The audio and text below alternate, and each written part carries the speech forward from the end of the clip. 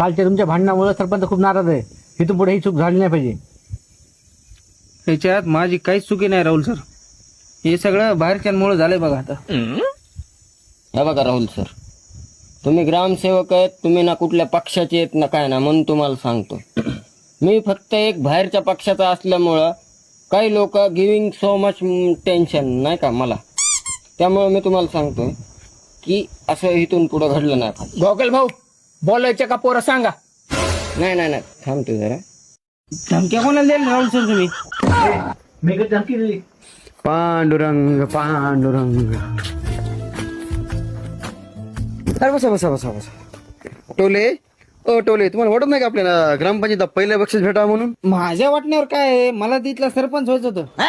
झालो का मी? बापरे, कसला सापाळ आहे मी. पांडुरंग पांडुरंग. अहो सरपंच, काय करत ठरवा, रिकामा टाइमपास चालू आहे राव. हे बघा सवंगड्यांनो, माझं नाव सवंगडी नाही. हे मी बी नाही सवंगडी फिवंगडी.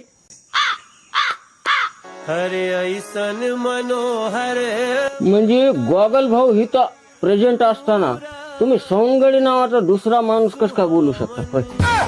मेरा जजी एक रे तरह हाजरूरत मूरत